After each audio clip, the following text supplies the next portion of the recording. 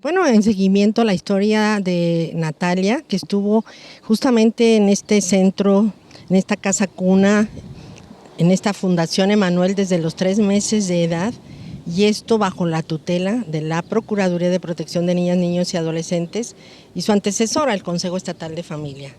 18 años en esta casa. Actualmente aquí hay 50 niños, 35 son mujercitas y el resto son niños. Venimos porque quisimos saber cuál es la opinión de los directivos actuales de esta fundación. Sin embargo, el teléfono no nos contesta y hasta ahorita, en el cierre de este programa, no tenemos ninguna palabra, ninguna voz de ellos. Sin embargo, está su madre y están autoridades. Vea usted.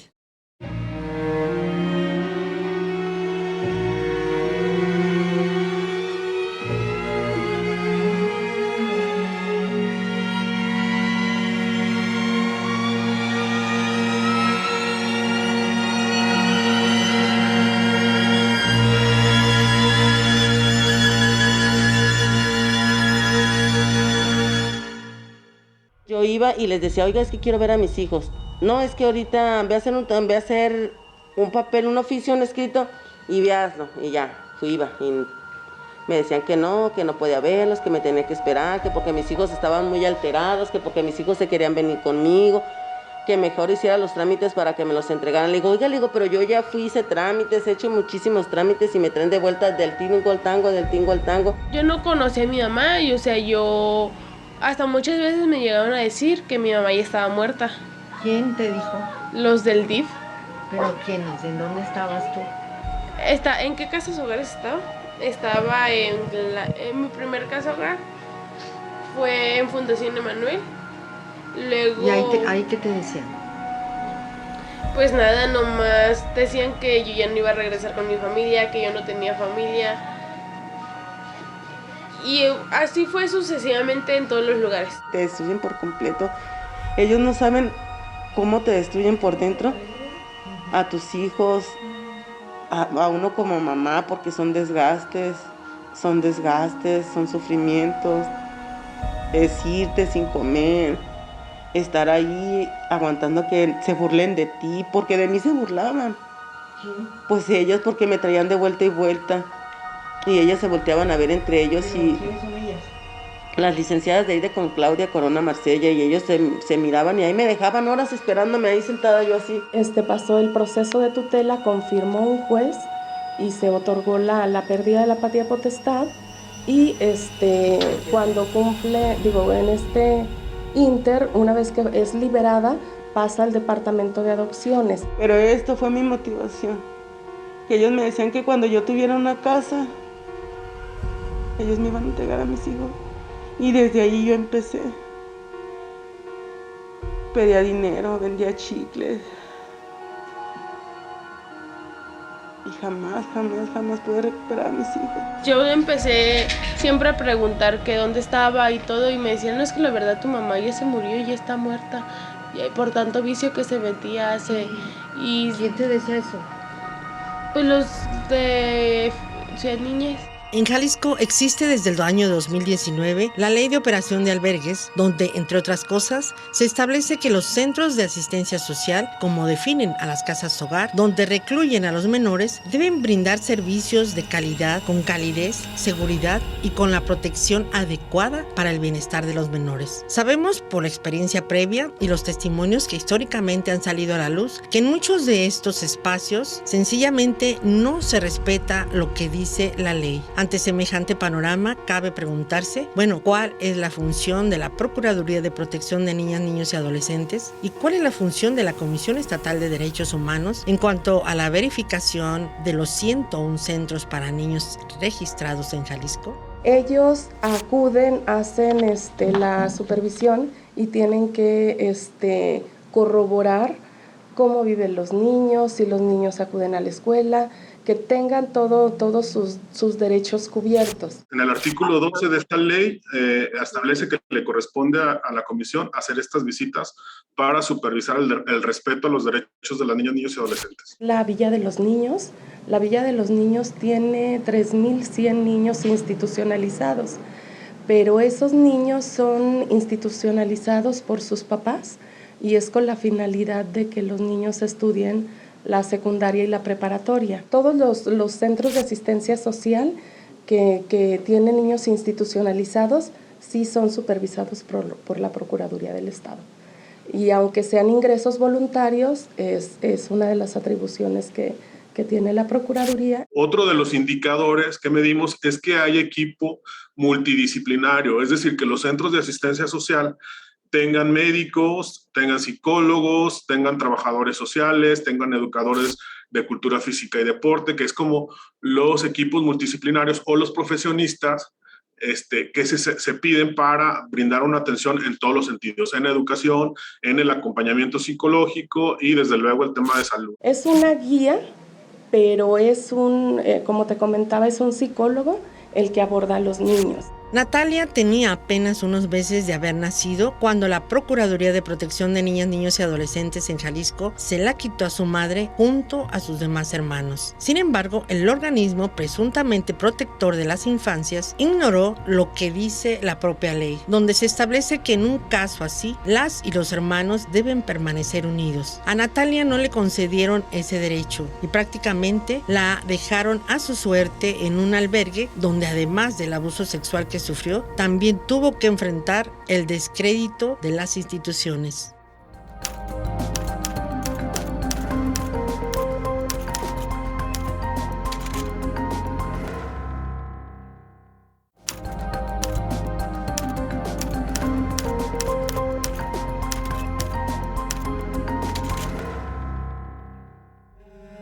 Se contabilizan poco más de 4.600 menores institucionalizados en Jalisco. Las autoridades encargadas de su protección aseguran que ellas y ellos cumplen religiosamente con su enorme responsabilidad. Sin embargo, la realidad desmiente los dichos de los funcionarios en la Procuraduría de Protección de Niñas, Niños y Adolescentes. Podría parecer difícil de creer que ocurran historias de abuso sexual infantil y otros descuidos imperdonables en instancias donde, según las autoridades, están muy vigiladas y muy supervisadas. Para tomarlo en cuenta, hemos cubierto algunos de los casos de abuso y negligencia. Hemos escuchado a las madres, a sus hijos, pero también al propio personal responsable. Y es así como sabemos que aquellos que ostentan el poder para decidir y cambiar las cosas prácticamente nunca han tomado en cuenta los dichos. Viví 7 años ahí adentro.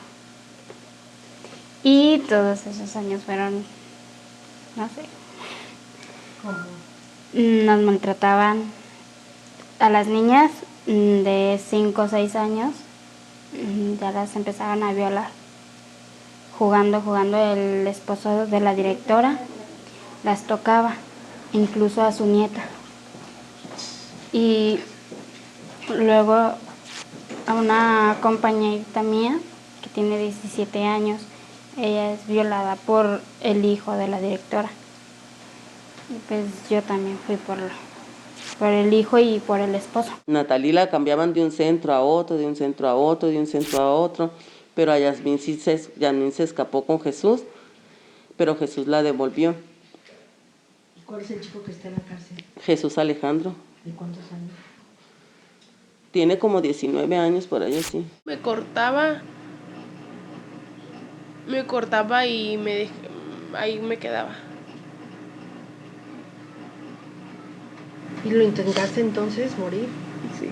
¿Con las cortadas o con qué? No, una vez me traté de ahorcar. ¿No? Nomás porque llegó una amiga que quiso pasar al baño y le habló, me la trató de quitar y pues gritó mucho y fueron varias y fue la madrina y me empezó a dar unas cachetadas la madrina y me dijo, no se haga la pendeja. Yo dejé de drogarme. Yo me hice pruebas de antidoping para que vieran que yo no me drogaba. ¿Y las llevaba? ¿Y quién te las pedía? No, yo le dije que si me hacían unas pruebas de antidoping porque ellos no me pedían nada. Nomás me traían vuelta y vuelta. Siempre nomás me hacían hacer escritos. ¿Quién? ¿El consejo? El consejo y Claudia Corona Marsella. Muchas de las veces nos llegan a lavar tanto el cerebro que ya pensamos que las personas malas fueron nuestra familia. Que yo me había muerto, que las del DIF, todas las trabajadoras del DIF, que ellos le preguntaban por mí y que les decían que yo me había muerto, que yo ya no vivía, que yo estaba muerta. Volví a ir al DIF, que es ahorita, ¿sabe cómo se llama? Ciudad Niñez. Iba con ellas, pero ellas tampoco me decían nada. Y Hilario me dice, dile que te cuenten, que te platiquen la verdad. Y yo le dije, pues es que no me dicen nada, nomás me dicen que venga y que meta papeles y nomás me traen así. Le dijo, es que si se sabe algo, dígame, si les pasó algo a mis hijos, dígame. Hilario nunca me quiso contar. Por un lado, es muy complicado comprender hechos que ocurrieron hace casi 20 años. Es imposible casi saber si hubo o no razones razonables, punibles contra la madre que justificaran y acreditaran que el Estado, en aquel tiempo el Consejo Estatal de Familia, se quedara para siempre con sus 3 hijos. Por otro lado, es importante considerar que el Estado recluyó a los menores en un albergue y dejó toda la responsabilidad a la familia dueña de la casa hogar. Los 3 hermanos quedaron al abrigo de un lugar que está calificado, según esto, verificado, inspeccionado y todo lo demás por el Estado. Sin embargo, se han causado daños irreparables. Sí, estaban chiquititos. Y entonces Hilario Morales era el que me los cuidaba ahí con su esposa. ¿En dónde? En Fundación Emanuel. Ajá. Entonces Hilario siempre me decía que mis hijos estaban bien, que mis hijos iban bien, que mis hijos ya iban, cuando ya fueron creciendo me dijo que mis hijos ya estaban bien, que mis hijos ya iban a entrar a la universidad, que Natalí, que Jesús, que a Jesús lo llevaba a escuela para lenguaje, que porque como mi hijo no podía hablar bien, como habla así medio así como, así se tartamudea pues. Entonces Hilario me dijo que mi hijo le llevaban a escuela de aprendizaje para lenguaje, que le iba a unas escuelas normal. Pues yo le creía todo lo que me decían, ¿verdad? Pues algo feo. A ver, ¿quién te lo hizo? Es cuando yo estaba chiquita, pues... Cuando salí de ahí, yo les llegué a decir a ellos y nunca hicieron nada. ¿A cuál DIF? A los de niñez. ¿Qué les dijiste? Pues eso, que ahí pasé muchas cosas que no quería. Me decían, luego lo vemos. Me destruyó la vida. Me destruyó por dentro completa. Porque yo fui muchas veces le pedí apoyo a todo el mundo, le decía que me ayudara. Porque yo quería recuperar a mis hijos. Porque yo decía que no tenía motivos en la vida por cuál ver. Que yo ya me quería morir. A ellas le lavaron muy feo la cabeza, porque ellos me comentaron todo lo que les dijeron, Les dijeron que yo les daba cerveza en el biberón. Hola. Que yo les daba droga en el biberón. O sea, yo nunca hice eso, jamás en mi vida. No son pocas las casas hogar que son administradas por familias completas quienes justificadamente o no han hecho fortunas. Y esto gracias a las donaciones de mucha gente, así como a los apoyos que mes a mes reciben por parte de la Procuraduría de Protección de Niñas, Niños y Adolescentes. Una razón suficientemente poderosa para que los albergues se peleen por los niños, se disputen los recursos. Esos mismos que también organismos nacionales e internacionales bajan a manos llenas, con la creencia de que son destinados al bienestar infantil. Pero hay casas hogar donde incluso ponen a trabajar a las niñas y niños, quejas que tampoco han sido tomadas en cuenta por las autoridades. Un albergue donde nos atienden a bebés, nos cobran 3,000 pesos al mes. Te puedo decir que para un tratamiento de adicciones nos llegan a cobrar hasta 7,000 pesos al mes. Te puedo decir que los niños que tenemos y adolescentes que tenemos a disposición, que están postrados en cama, llegamos a pagar hasta 14,000 pesos al mes. Depende del diagnóstico y depende del caso, es la cantidad que se le paga a los centros de asistencia social. Ellos me metieron a trabajar con una señora, yo no la conocía. Decían que era su amiga. Pero me metieron a trabajar, esa señora me trataba mal. Después yo me salí y después me metieron a trabajar a una zapatería. Y todo el dinero se lo quedaban ellas. En estos 12 de este 222, ¿han encontrado alguna anomalía? ¿Han tenido queja? No se han presentado quejas en la comisión de los que hemos supervisado, pero sí tenemos a la fecha 2 quejas que se presentaron a la Procuraduría de Protección de Niñas y Adolescentes, derivado de que los usuarios se quejaron de 2 centros. No son los que hasta ahorita hemos visitado, y de los hallazgos que hemos encontrado de estos 12 centros que te comento, de estos 12, 2 son de gobierno, uno del gobierno municipal de Guadalajara, otro es del gobierno del estado. El antecedente de esta niña, sus hermanos eran los integrantes de la banda del pañal. Y hubo toda una situación de la adicción. Sí, entonces te digo. Pañal, pero no eran ellos. No eran ellos. No eran ellos, pero es lo que te digo, es todo un entorno de la familia de ella. Ellos siempre van a encontrar un culpable, los papás. Ellos jamás van a ser responsables de las cosas que ellos hacen. Ellos me quitaron mis hijos, me quitaron la custodia, entonces yo creo que ellos como responsables y como tutela de ellos son responsables del daño que le hicieron a mis hijos. Porque a mí me quitaron la custodia, a mí me quitaron la responsabilidad hacia mis hijos.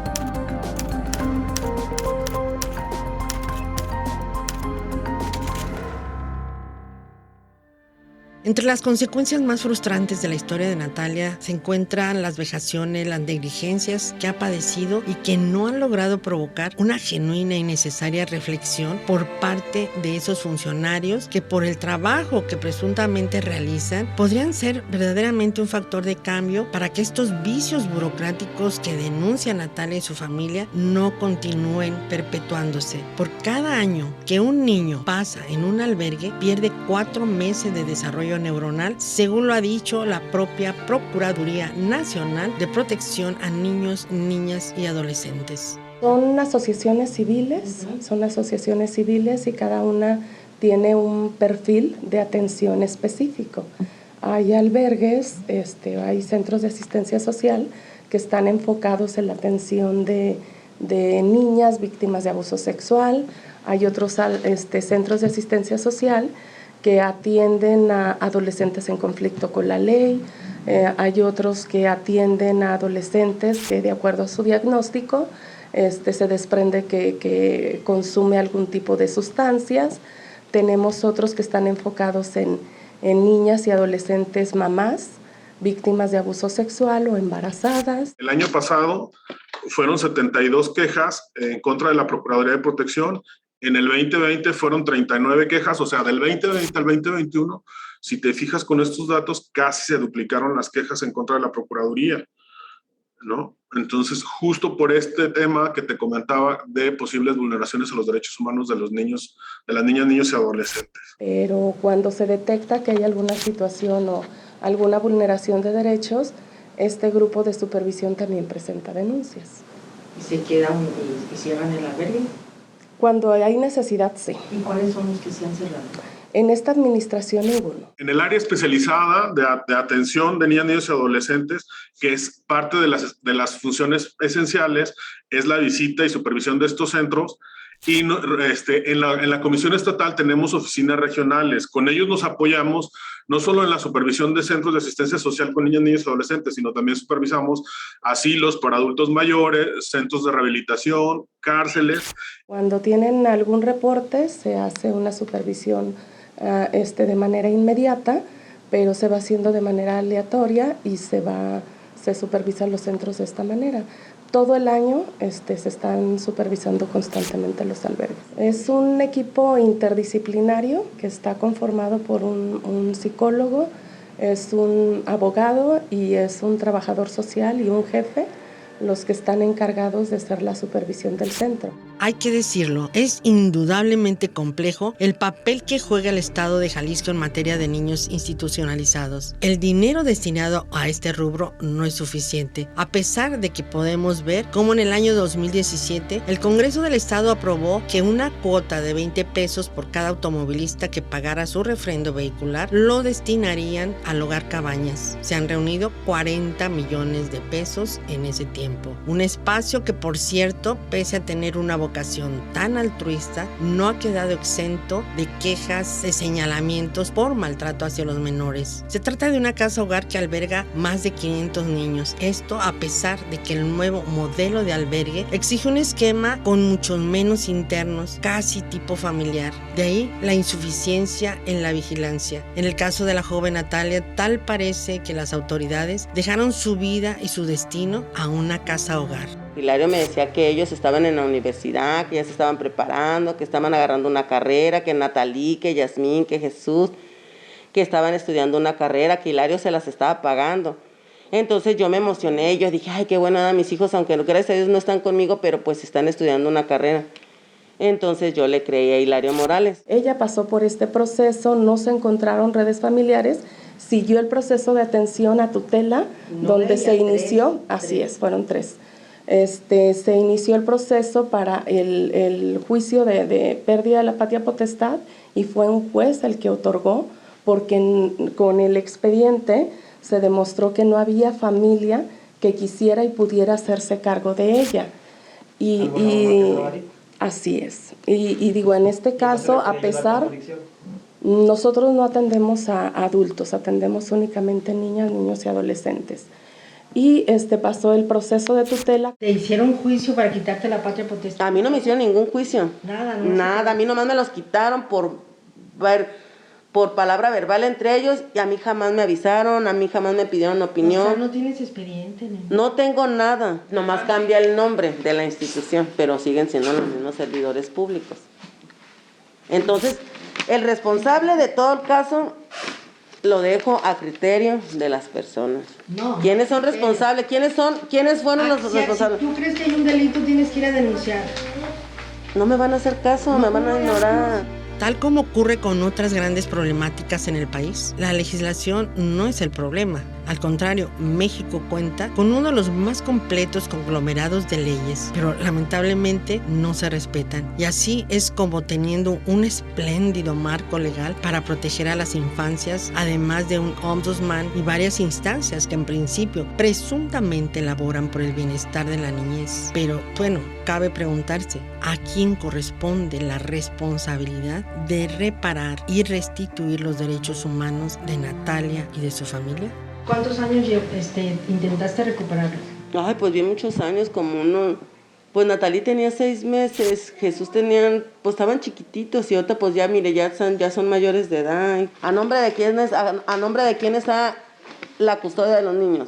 ¿Usted a quién le va a denunciar? ¿A mí o a nombre de quién están los niños, la custodia? Desde luego, violentaron sus derechos humanos. O sea, cuando se ingresa a los centros, desde que la niña, como se menciona en la testimonial, manifestó a las funcionarias del Consejo de Familia que estaba siendo víctima de abuso sexual, y no se hizo nada, desde ahí se estuvo violentando de manera sistemática sus derechos humanos. Justo este caso que tú nos mostraste es un ejemplo claro de las debilidades en el sistema o en el proceso, en la atención. Desde chiquita, porque me acuerdo, porque pues fue algo que me traumó mucho. Te sacaba de la habitación. No, en vez se metía a mi cuarto. Ella, por su propio derecho, puede venir con nosotros, puede presentar una queja por todo lo que ella considera que se violaron sus derechos humanos. Desde luego se hace la investigación. Nosotros tenemos acá un psicólogo también, él es perito, y también podemos trabajar de manera conjunta para investigar más a detalle. A mí no me corresponde encuadrar eso al Ministerio Público, y te digo, ella tendría no tendría que acudir a un medio de comunicación, tendría que acudir al Centro de Justicia de la Mujer para que se le atienda. ¿Quién se quedó de responsable de ello? Las personas que tienen un papel firmado ante la justicia, ante la autoridad, ellos son responsables del daño que les hicieron a mis hijos. Yo tengo documentado en el expediente que sí se le brindaron todo. Yo no atendí el expediente porque el expediente viene desde el extinto Consejo Estatal de Familia, pero te puedo decir que sí se dio un seguimiento de atención a Natalie y a sus hermanos, y ellos egresaron por mayoría de edad. Sí se tiene documentado, se tiene todo el expediente. En el mismo no hace referencia de las entrevistas y la atención que se le dio, no se desprende que haya ella referido que en un momento fue tocada o que fue víctima de abuso sexual. Es de manera urgente que se supervisen estos centros. Estamos generando nosotros la coordinación a partir del mes pasado, derivado que hemos notado esta ausencia de los involucrados. Creo que falta muchísimo trabajo, retomarlo y que cada quien haga lo que tenga que hacer para garantizar los derechos humanos de los niños en estos centros. Todas las niñas, de todos los niños que viven aquí en nuestras fronteras, creo que los niños que están bajo su custodia, bajo su tutela, bueno, mínimamente esperemos que estén bien en su salud, en su educación, en su integridad, en sus derechos humanos. Sin embargo, en la práctica vemos que no está pasando así.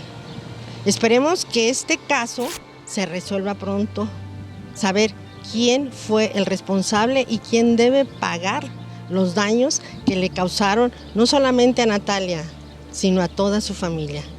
Y esto es algo para tomarlo en cuenta.